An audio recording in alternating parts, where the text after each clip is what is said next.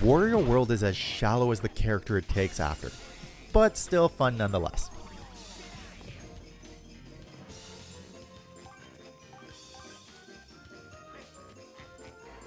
Mario always gets the love, having title after title, but one of the most underrated characters in the Mushroom Kingdom, at least I think, is Wario.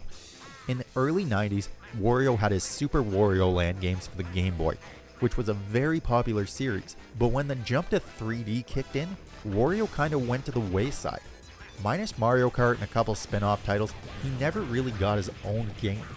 But in 2003, developer Treasure, and yeah, I had to double check that one because the irony of a developer named Treasure making a Wario game is too much to comprehend. Treasure went on to create Wario World for the Nintendo GameCube.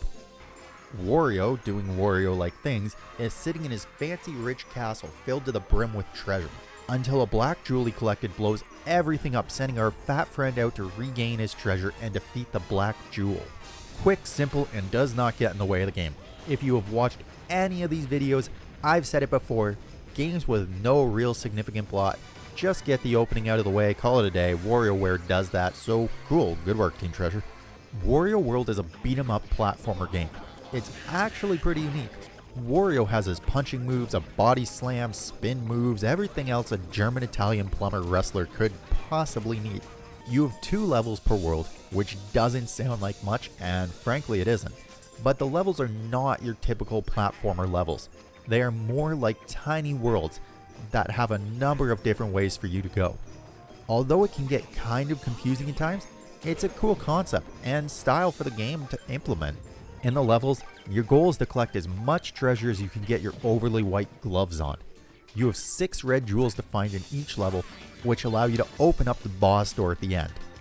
The little X doors that are in each level allow you to solve a quick puzzle, giving you your little red jewel reward. That's not how it's written, but I'm going with it. Collectibles also include coins, treasures, and little gold statues. Coins might not seem like anything worth going out of your way to get, but coins are actually your lifeline. Every time you die, you have to pay coins to get your life back, which in theory is pretty cool. The only issue that I really had with it is that you spawn right where you die, including boss fights. It just makes the game incredibly easy, because the boss fight never gets reset. Levels never get reset. Nothing. There is really no way to get a game over unless you run out of coins, which I was never even close to doing.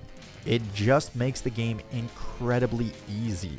Falling into a pit in any level will make you break a bunch of boxes to find a spring out, while dog ghost things try to steal your coins. It's another unique way of not causing death, but trying to hamper the player. The length of the game, much like many GameCube games, is no more than a few hours. Sadly, with only 4 worlds with 2 levels apiece, it kind of goes along the way of Luigi's Mansion in a lot of ways, which was heavily criticized for length.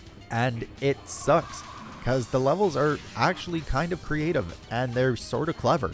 It's not just your typical grass, water, fire, ice themes. You've got haunted houses, deserts, pyramids. It adds a fair bit to the game, aesthetically anyways. Wario World does a fair bit of things well.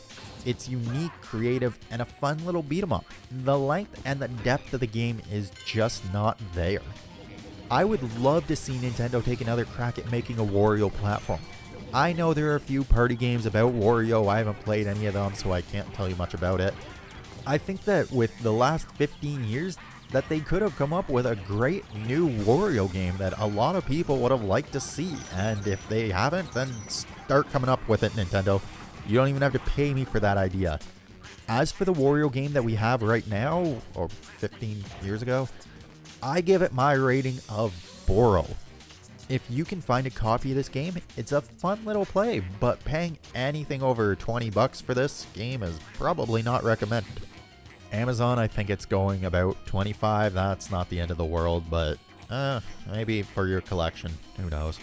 Thank you guys for watching, and if you like this video, then like this video, and if you really liked it, subscribe, and check out the newest Tale of 3 Idiots, blah blah blah, until everything else, blah, whatever, moving on. I will see you guys next week for the, I don't know. Classy. Stay classy, San Diego.